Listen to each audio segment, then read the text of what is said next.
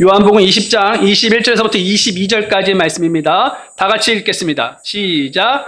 예수님께서 다시 그들에게 이르시되 너희에게 평강이 있을지어다. 내 아버지께서 나를 보내신 것 같이 나도 너희를 보내노라 하시더라. 그분께서 이것을 말씀하신 후에 그들 위에 숨을 내쉬며 그들에게 이르시되 너희는 성령을 받으라. 아멘. 네, 오늘 말씀은요, 부활하신 그 예수님께서 저녁에 제자들이 모여있는 장소에서 나타나셨는데요. 그리고 제자들을 만나셨습니다. 그런 이야기들을 다루고 있습니다. 예수님은 저녁에 그 제자들이 모여있는 그 장소에 나타나셨습니다. 그러나 이 제자들은요, 이 예수님의 죽음으로 인해서 혹시 우리도 죽지 않을까? 라는 그러한 두려움으로 문을 꼭 닫고 숨소리조차 죽이고 있었다라는 것입니다. 그런데 그때 예수님은 제자들이 그러한 두려움으로 떨고 있었을 때에 그곳에 찾아오셔서 제자들에게 너희에게 평강이 있을지어다 라고 선포하시며 평강을 주셨습니다. 그리고는 내 아버지께서 나를 보내신 것 같이 나도 너희를 보내노라 라고 사명을 허락하셨죠. 이어서 그들 위에 숨을 내쉬면서 성령을 받으라 라고 말씀하셨습니다. 여러분, 예수님은요, 이 제자들이 이 복음을 증거하는 사람들로 만들어서 세상에 보내시고자 하셨습니다. 때문에 예수님은요, 그냥 보내지 아니하시고 성령을 받은 사람들로 세상에 보내셨다라는 것입니다. 그래서 예수님께서 이 죽음의 자리에서 살아나셨다는 것, 예수님께서 부활하셨다는 것, 이것은요, 이 제자들에게 성령을 받게 하시려고 했다 해도 과언이 아니다라는 것입니다. 그래서 오늘 설교 제목을요, 너희는 성령을 받으라, 너희는 성령을 받으라로 정했습니다. 그리고 오늘 이 설교의 목적이 있는데요, 그건 여기 앉아 있는 모든 분들이요, 이 성령을 받았으면 좋겠다라는 목적이 있습니다. 왜냐하면 이 성령을 받으라는 이 말씀은요, 당시 예수님께서 제자들에게만 하셨던 것뿐이 아니라 오늘날 저와 여러분들에게도 말씀하셨기 때문에 그렇다라는 것입니다. 그래서 오늘 설교 목적대로 여기에 모여있는 모든 분들이 성령을 받게 되기를 소망합니다. 그러면 과연 성령님은 누구신데 예수님은 우리로 이렇게 우리가 성령을 받기를 원하셨을까라는 것입니다. 성경은요, 이 성령님이 어떤 존재인지 여러 가지로 설명을 하고 있다라는 것입니다.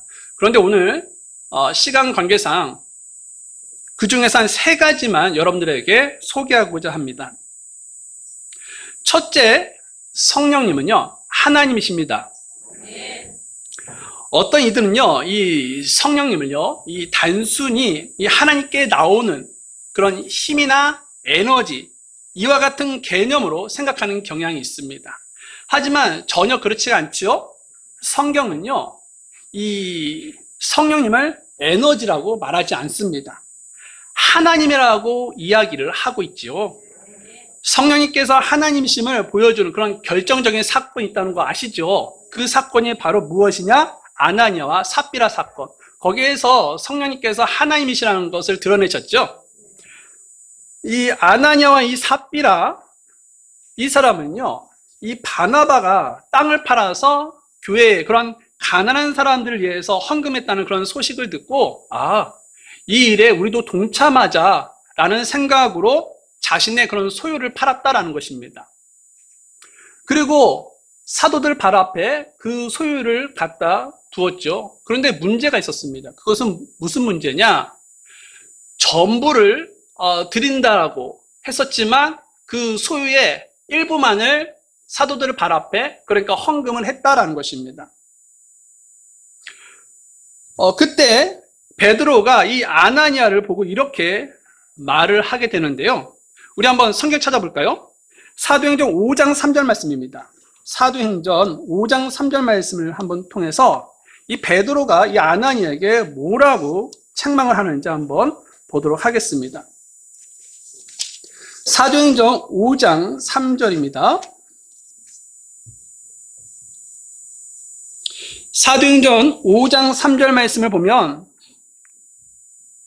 다 같이 한번 읽어볼까요? 시작. 그러나 베드로가 이르되 아나니아야 어찌하여 사탄이 내 마음을 가득 채워 내가 성령님께 거짓말을 하고 땅값의 일부를 감추었느냐. 베드로는요, 이 아나니아가 성령님께 거짓말을 했어 너라고 책망을 했다라는 것입니다. 그런데 이렇게 말한 후에 성령님께 거짓말한 그 행위는 사람들에게 한 것이 아니야. 이것은 누구에게 했냐라고 이렇게 말을 하고 있냐면 4절 보니까 그 땅이 남아 있었을 때에 그것이 너 자신의 것이 아니었느냐, 또 그것이 팔린 후에도 그것을 내 마음대로 할 수 있지 아니하였느냐, 내가 어찌하여 이런 일을 내 마음속에 품었느냐, 내가 사람들에게 거짓말한 것이 아니요 하나님께 하였도다 하더라라고 말씀하고 있습니다. 베드로는요, 이 아나니아가 거짓말한 것은 사람들에게 한 것이 아니야, 이것은 하나님께 했어 라고 책망을 했습니다. 그러니까 이 아나니아가 거짓말을 해서 속인 그 성령님이 지금 누구라고 말씀하고 있는 것입니까? 바로 하나님이라고 말씀하고 있는 것이죠. 그래서 이 말씀을 통해 성령님은 하나님이시구나 라는 것을 알 수가 있습니다. 둘째, 성령님은 어떤 분이십니까? 성령님은요, 인격을 가진 분이시다라는 것입니다. 인격을 가진 분이시다. 성령님은요, 이 하나님께 나오는 그런 능력이 아닙니다. 성령님은요, 지정의를 갖고 계신 그런 인격체이시다라는 것이죠. 인격의 3대 요소가 무엇입니까? 바로 지식, 감정, 그리고 의지죠. 그런데 이러한 인격의 3대 요소를 누가 갖고 계시냐? 바로 성령님이 갖고 계셨다라는 것입니다. 고린도전서 2장 11절 말씀에 보면 이런 말씀이 적혀 있네요. 왜냐하면 사람들의 것들을 사람의 속에 있는 사람의 영 외에 누가 알겠느냐? 그처럼 하나님의 것들도 하나님 영 외에는 아무도 알지 못하느니라라고 말씀하고 있습니다. 이 말씀에서 하나님의 영 외에는 아무도 알지 못한다고 했습니다. 여기서 하나님의 영은 누구를 의미합니까? 바로 성령님을 의미하죠. 때문에 누가 아신다는 것입니까? 성령님도 아신다라는 것이죠. 여러분, 이것을 보면요, 성령님은 지식을 갖고 계시는구나 라는 것을 알 수가 있습니다. 그리고 여러분, 그 고린도전서 12장 11절 말씀을 보면요, 그러나 이 모든 것은 바로 그 동일하신 한 성령께서 역사하셔서 그분의 뜻대로 각 사람에게 개별적으로 나누어 주시는 것이니라라고 말씀하고 있습니다. 여기서 여러분, 그분의 뜻대로라는 것은 성령님께서 의지를 갖고 계시다라는 것을 의미한다라는 것입니다. 그리고 여러분, 이 에베소서 4장 30절 말씀에 보게 되니까 하나님의 거룩한 영을 근심하게 하지 말라.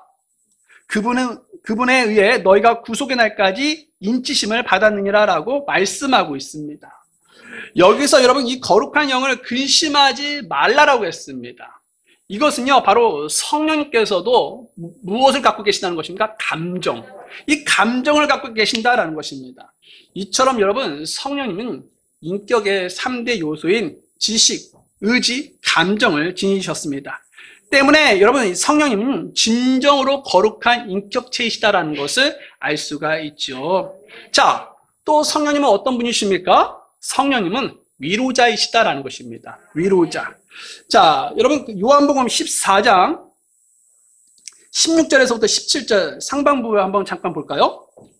14장입니다. 요한복음 14장 말씀을 잠깐 펴보십시오.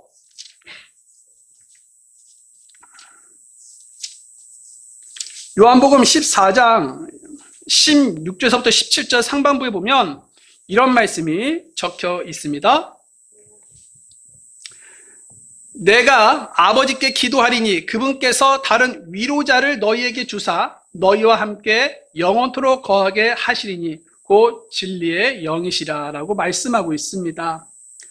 주님께서 이 때가 되면 바로 성령님이시라고 하는 그 위로자를 보내신다라는 그런 약속을 하고 계신다라는 것입니다. 이처럼 여러분 성령님은 위로자이십니다. 여러분 우리가 외롭고 또 괴롭고 그럴 때 여러분 친구들이 어떻게 합니까? 우리들을 위로해 주죠. 그 애쓴다는 것입니다. 하지만 여러분 가장 위로가 될 때는 언제입니까? 바로 성령님께서 우리를 위로할 때다라는 것입니다. 왜냐하면 이 세상의 위로는요 잠깐 순간적일 뿐이다라는 것입니다. 그렇기 때문에 우리가 이 세상에서 괴롭고 힘들 때 세상 친구들이 위로하지만 만족을 느끼지를 못해요. 나의 그 위로가 나의 그런 아픔이 다 풀리지가 않아요.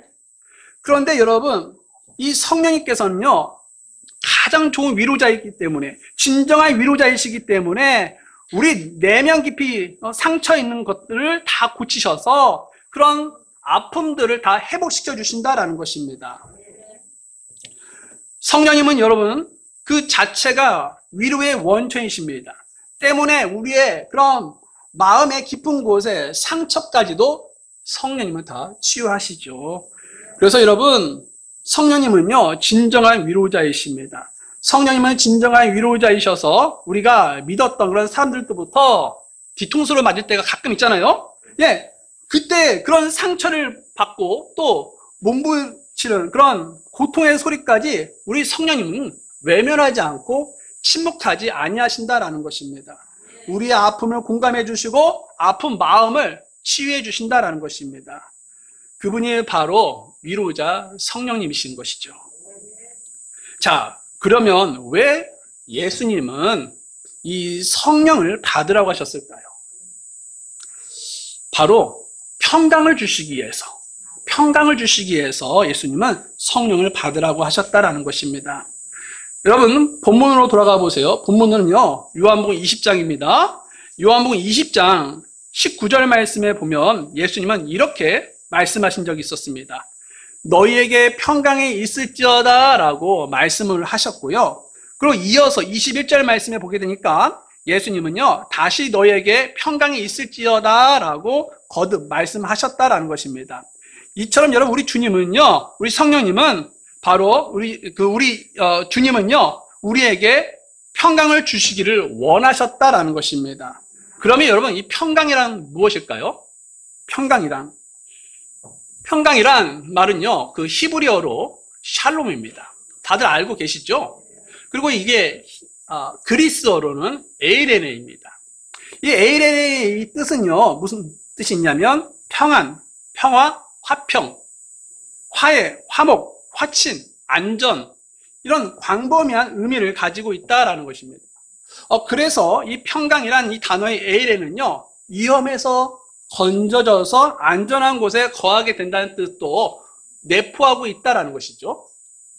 다른 말로는 이 모든 위험 요소들이 제거된 상태를 의미한다라는 것입니다. 한마디로요 우리를 두렵게 만드는 근원적인 요소들이 제거된 상태를 의미한다라는 것입니다.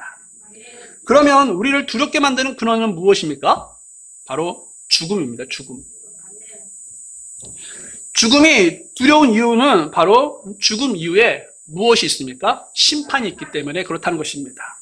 히브리서 9장 27절 너무 잘 알고 계시죠? 네, 한 번 죽는 것은 사람들에게 정해진 것이요 이것 뒤에는 심판이 있느니라라고 말씀하고 있습니다. 사람은요 누구든지 죽은 후에 바로 심판이 있다라는 것입니다. 대개 사람들은요 다른 사람들은 다 죽어도 자신만큼은 천년만년 살 것이라고 착각 속에 살고 있죠. 하지만 여러분 언젠가는 그 사람도 죽음이 반드시 찾아오고 그 뒤에는 심판이 있다라는 것입니다. 그러면 왜 심판이 있습니까? 그것은요 이 땅에서의 재 문제가 해결되지 않았기 때문에 심판이 있는 겁니다. 이 땅에서 그런 재 문제가 해결되지 않으면 누구든지 심판이라는 지옥에 들어가게 된다라는 것이죠. 지옥은 여러분 어떤 곳입니까? 우리가 상상할 수 없을 정도로 비참하고 끔찍하고 영원한 고통이 실제적으로 있는 곳이다라는 것입니다.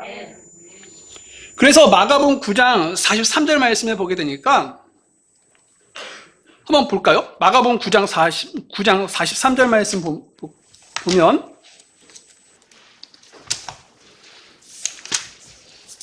마가복음 9장 43절 말씀에 보면 이런 말씀이 적혀 있네요. 이 중간 부분만 볼게요. 내가 불구가 되어 생명에 들어가는 것이 두 손을 가지고 지옥고 결코 꺼지지 않을 불 속에 들어가는 것보다 내게 더 나으니라. 그러니까 이 말씀은 무슨 말입니까? 네. 정상적인 몸을 가지고 지옥에 들어가는 것보다 어느 하나가 불구가 되더라도 장애가 있더라도 천국에 들어가는 것이 나아. 그 정도로 지옥은 들어가면 안 돼. 그 정도로 지옥은 끔찍한 곳이야. 그 정도로 지옥은 고통스러운 곳이야 라는 말씀을 의미하는 것입니다. 그리고 여러분 누가복음 16장 말씀에 보면 제 문제가 해결되지 않았던 분이 있어요. 그런데 그 사람이 어디에 들어갔냐?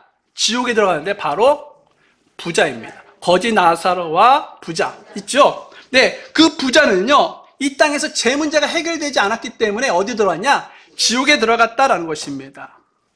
그가 여러분 그곳이 얼마나 뜨겁고 괴로웠던지 아브라함에게 이렇게 애원을 한 적이 있었는데요.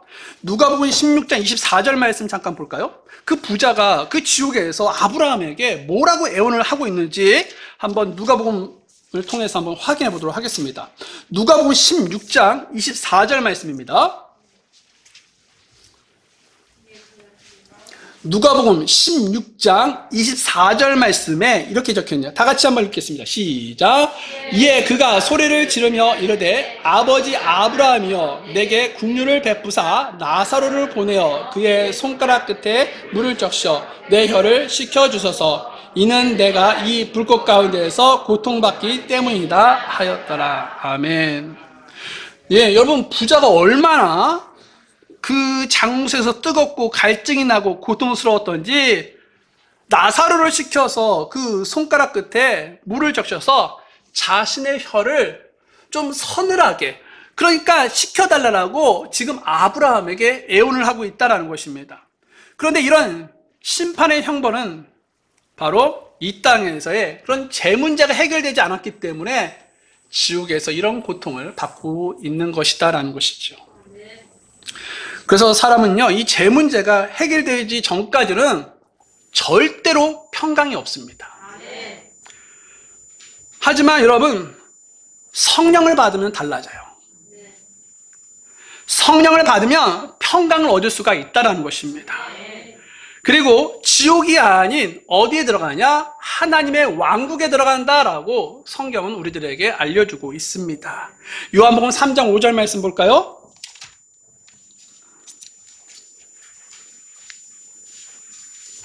요한복음 3장 5절 말씀을 보십시오.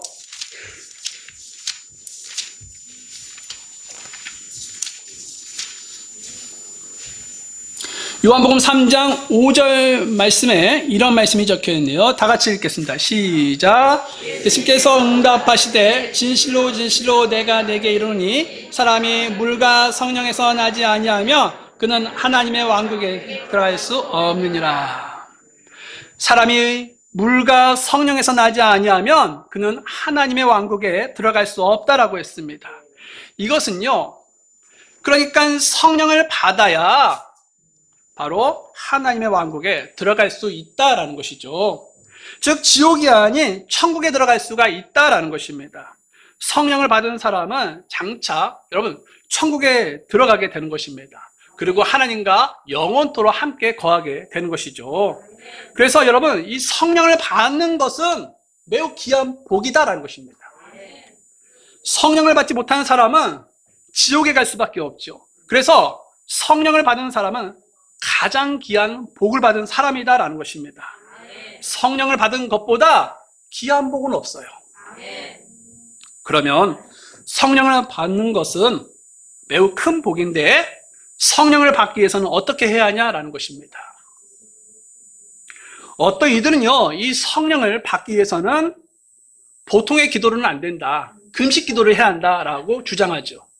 또 어떤 이들은 산기도를 가서 나무를 뿌리채 뽑아야 한다. 이렇게 주장하는 사람도 있고요. 또 어떤 분들은요, 교회에 헌금을 많이 내야 돼. 교회에서 많이 봉사해야 돼, 많이 헌신해야 돼 라고 주장하기도 합니다.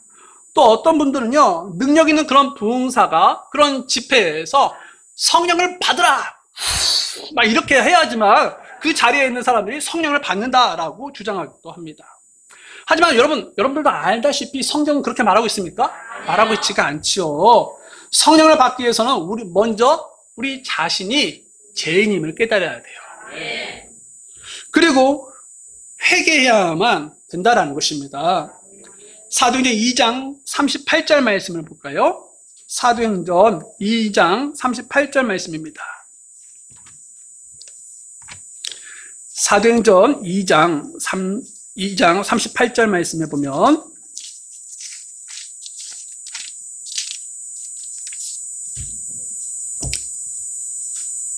자, 사도행전 2장 38절 말씀 다 같이 읽겠습니다. 시작. 이에 베드로가 그들에게 이르되 회개하고 제들의 사면으로 인하여 예수 그리스도의 이름으로 너희 각 사람이 모두 침례를 받을지니 그리하면 너희가 성령님의 선물을 받으리라. 아멘.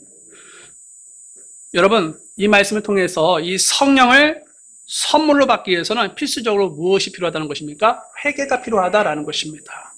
회개하지 않으면 지은 죄들이 여전히 남아있기 때문에 성령을 받을 수가 없어라는 것을 알려주고 있죠. 그래서 성령을 받기 위해서는요, 회개가 있어야 하는 것입니다. 회개하지 않고 성령을 받는다는 것은 가당치 않은 것이죠. 그래서 성경의 그런 구약과 신약 말씀 그런 곳곳에 살펴보면 무엇을 강조하고 있냐면 회개를 거듭 강조하고 있다는 것입니다. 침례자 요한이요, 이 선포한 그 첫 메시지가 무엇입니까? 회개하라라는 것입니다. 또 우리 예수님도요, 첫 메시지가 무엇이냐? 회개하라. 이는 하늘의 왕국이 가까이 왔기 때문이라고 선포하셨습니다. 그래서 여러분, 이 성령을 받기 위해서는 꼭 회개가 필요하다라는 것이죠. 그리고 성령을 받기 위해서는요, 이 회개와 동시에 믿음도 있어야 한다라는 것입니다. 회개와 믿음은요, 동전의 양면과 같지요. 회개와 믿음은요, 구별된 개념이지만 절대적으로 독립적으로 일어날 수가 없다라는 것입니다. 참된 회개는요, 언제나 참된 믿음을 동반하고요, 또 참된 믿음은요, 언제나 참된 회개를 동반한다라는 것입니다. 그러면 여러분, 무엇을 믿어야 하는 것입니까? 예수님께서 하나님의 아들이심을 믿어야죠. 요한일서 5장 13절 말씀 펴볼까요?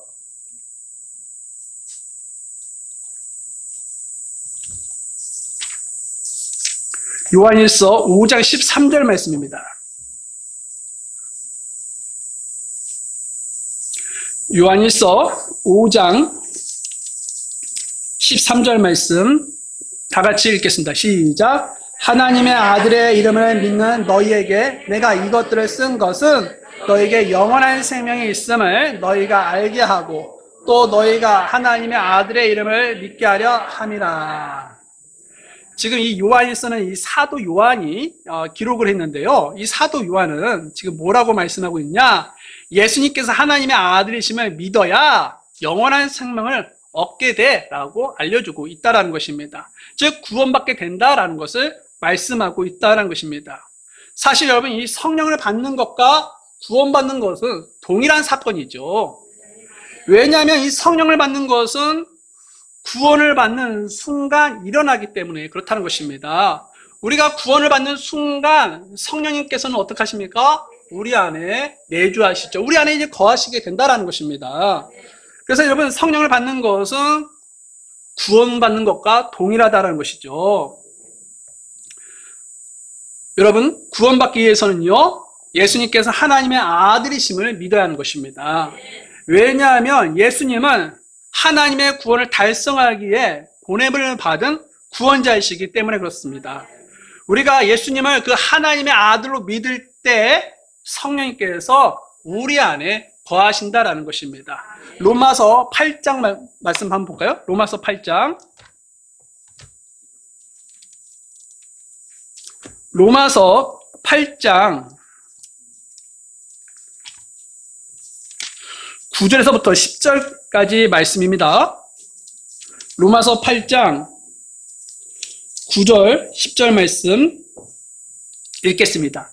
시작. 그러나 너희 안에 하나님의 영께서 거하시면 너희가 육신 안에 있지 아니하고 성령 안에 있느니라. 이제 어떤 사람에게 그리스도의 영이 없으면 그는 그분의 사람이 아니니라. 또 만일 그리스도께서 너희 안에 계시면 몸은 죄로 인해 죽은 것이나 성령은 의로 인하여 생명이 됩니다. 아멘. 여러분, 이 말씀에 보면 이제 어떤 사람에게 그리스도의 영이 없으면 그는 그분의 사람이 아니라고 했습니다.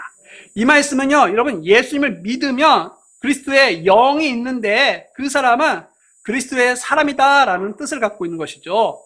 여기서 여러분, 그리스도의 영은 누구를 가리킵니까? 바로 성령님을 뜻하는 것이죠. 그래서 예수님을 믿어 그리스도의 사람이 된 성도는 누구도 예외 없이 그리스도의 영이신 그 성령님을 모시고 있다라는 것입니다.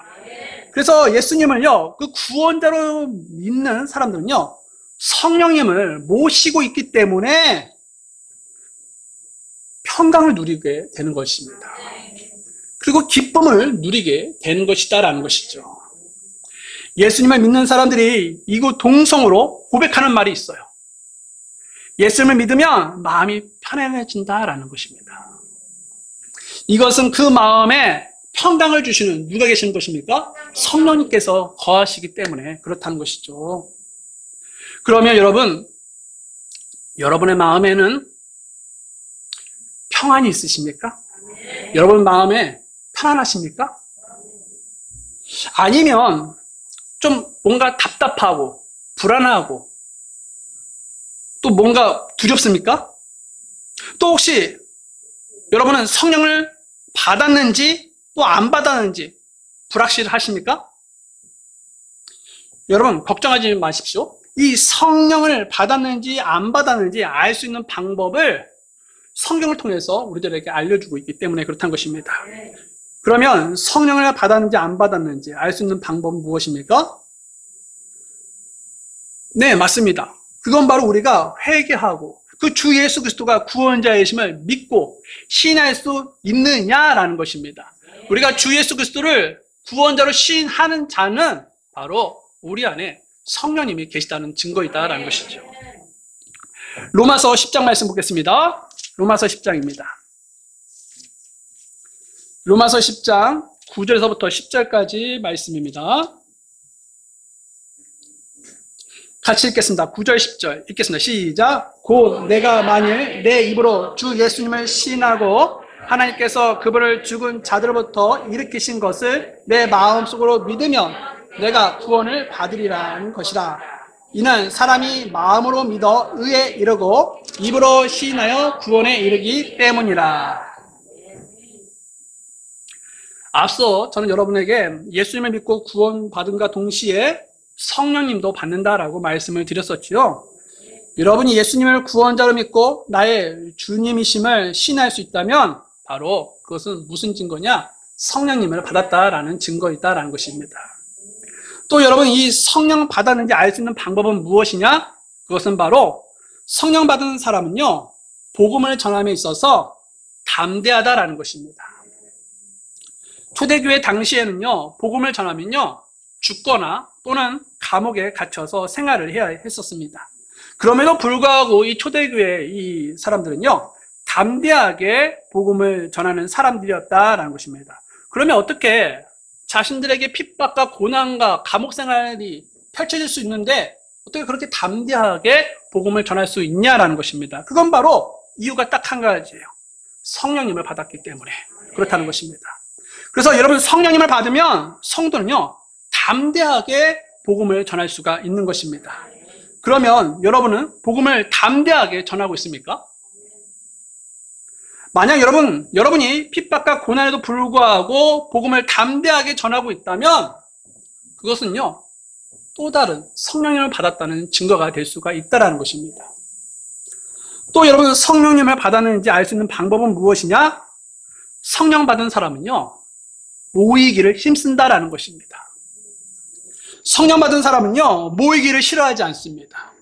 모이기를 힘쓰고 경배를 사모한다라는 것입니다. 여러분이 모이기를 힘쓰고 있다면 그건 또 다른 성령을 받았다는 증거이지요. 여러분들이 경배를 사모하고 있다면 그것이 바로 성령님을 받았다는 증거입니다. 자, 이제 다시 한번 여러분들에게 이 성령을 받았다는 그런 확실한 증거를 정리해 드리도록 하겠습니다. 바로 첫 번째, 주 예수 그리스도가 구원자이심을 믿고 신뢰할 수 있느냐는 것입니다. 두 번째, 핍박과 고난이 있음에도 복음을 전함에 있어서 담대하냐는 것입니다. 세 번째, 경배를 사모하고 모이기를 힘쓰냐라는 것입니다. 여러분, 만약 이 세 가지 질문에 모두 여러분들이 예 라고 답할 수만 있다면 여러분들은요, 이 성령을 받았다는 확실한 증거를 가지고 있는 사람이다라는 것입니다. 그런데 만약 이 중에 한 가지라도 답할 수 없다면 목사님이나 집사님 아니면 여러분들을 가르치고 있는 그 주일학교 교사들에게 구원 점검을 받아 보셔야 하는 것입니다. 그리고 여러분들이 이것에 대해서 좀 부족함을 느낀다면 여러분들의 주님께 그 부족함을 채워달라고 간구하셔야 한다는 것입니다. 예수님께서 여러분 구원자이심을 믿고 신뢰할 수 있는 믿음이 없다면요, 그러한 믿음을 주님 앞에 달라고 요구하셔야 하는 것입니다.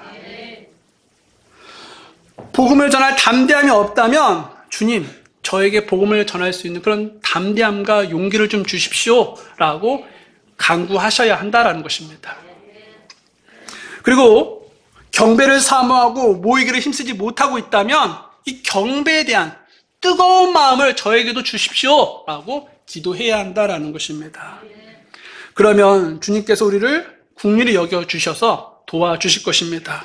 그래서 성령을 받았다는 확실한 증거를 가지고 여러분들도 기뻐하면서 담대하게 신앙생활 할 수 있기를 바랍니다. 여러분, 우리에게 무엇이 가장 중요합니까? 지혜입니까? 성공입니까? 물질입니까? 아닙니다. 이 모든 것들은 분명히 중요한 것은 맞습니다. 하지만 가장 중요한 것은 아니다라는 것입니다. 가장 중요한 것은 바로 성령을 받는 거예요. 왜냐하면 성령을 받은 자만 어디에 들어갈 수 있습니까? 하나님의 왕국, 다시 말하면 천국에 들어갈 수 있기 때문에 그렇다는 것입니다. 우리는 보통 이 지혜와 성공, 물질을 받으면 복을 많이 받은 사람이라고 생각합니다. 그러나 여러분, 아니다라는 것이죠. 이런 것들은요, 분명 복은 맞습니다.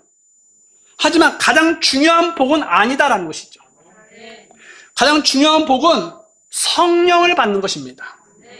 그래서 성령을 받은 자는 세상에서 가장 복된 사람이고, 반대로 여러분, 이 성령을 받지 못한 사람은 세상에서 가장 불쌍한 사람이다라는 것입니다. 그렇다면 성령을 받는 것을 미뤄야 하는 것입니까? 혹시 이 자리에 아직 성령님을 여러분 안에 모시지 못한 분이 계시다면 이 성령을 받는 것에 대해서 더 이상 미루지 마십시오. 언제까지 여러분 이 성령을 받는 것을 미루시겠습니까? 여러분, 혹시 오늘 말씀을 듣고서 나도 성령을 받아야겠구나, 나도 구원을 받아야겠구나, 이런 마음이 들으셨습니까? 그런 마음이 생기셨다면 여러분, 지금 결단하셔야 하는 것입니다. 여러분께서 진심으로 죄인임을 고백하십시오. 예수님께서 내 죄를 대신하여 십자가에서 죽으시고 그 피로 내 죄가 깨끗이 씻음을 받고 3일 만에 그 부활하신 예수님, 이 예수님을 믿겠습니다 라고 고백하시면 우리 주님은요, 곧바로 여러분들에게 무슨 선물을 주시냐? 성령님이라는 선물을 주신다라는 것입니다. 여러분, 이러한 선물을 받기를 원하십니까? 이러한 선물이 이 자리에 있는 모든 분들이 받게 되어서 이 땅에서 평안과 기쁨을 누리고 우리 모두 천국에서 만나 뵙길 원합니다. 그리고 천국에서 하나님을 찬양하고 하나님께 영광 돌리는 그런 성도가 되기를 바랍니다. 여러분은 다 성령님 받으셨습니까? 네. 근데 우리 성령님을 받지 못하신 분도 계세요. 여러분이 성령님을 받지 못하면 이 땅에서 아무리 화려해도 결국 평강이 없는 결말로 떨어지게 되는 겁니다. 우리 다 같이 일어서시겠습니다. 조용히 눈을 감으시고요. 오늘 이 말씀을 들으신 여러분 가운데 조금 전에 제가 성령님 받으셨습니까? 라고 물을 때 아멘 했지만 나는 못했습니다. 하지만 나도 성령님을 받고 싶습니다. 내가 죄인인 것을 하나님 앞에 정직하게 인정하고 예수님께서 하나님의 아들이신 것을 믿고 나의 구원자이신 것을 믿고 나를 위해 이 땅에 오셔서 십자가에서 죽으시고 부활하신 걸 믿고 예수님의 피로 나를 죄에서 깨끗하게 해주시는 걸 믿고 예수님을 나의 구주로 모시기를 원합니다. 혹시 이런 분 계십니까? 그런 분 계시다면 제가 기도해 드리겠습니다. 한번 손을 들어 보십시오. 그런 분들이 있다면 제가 기도해 드리겠습니다. 자, 여러분들은 그냥 가지 마시고 오늘 여러분 마음속에서 예수님이 구주가 되시고 주님이 되심으로 성령 받는 일이 있기를 원합니다. 여러분 이미 성령님 받으셨습니까? 예, 그렇다면 여러분 돌아보십시오. 하나님과 화평한 사이, 평안한 사이, 정말 가장 복된 사이가 된 겁니다. 오늘 이 말씀을 들으신 여러분 가운데 이제 내 나머지 삶은 정말 이 하나님과의 화평, 이 소중한 걸 생각하면서 다른 이들도 하나님과 화평하도록 살기를 원합니다. 이런 분이 있다면 이 시간 주님 앞에 나아가십시오. 그리고 여러분 가운데 또 이 말씀을 들으신 대로 내가 하나님을 경배하는 것, 하나님을 높이는 것, 이런 성령님이 나에게 이런 삶을 주셨기 때문에 이런 삶을 살기를 원합니다. 이런 분이 있다면 이 시간 주님 앞에 나아가십시오. 내가 경배 드리는데 힘쓰기를 원합니다. 오늘 이 말씀을 들으신 여러분 가운데 하나님 아버지, 내가 성령님을 받았습니다. 이제는 성령으로 충만한 삶을 살기를 원합니다. 이런 분이 있다면 이 시간 주님 앞에 나아가십시오.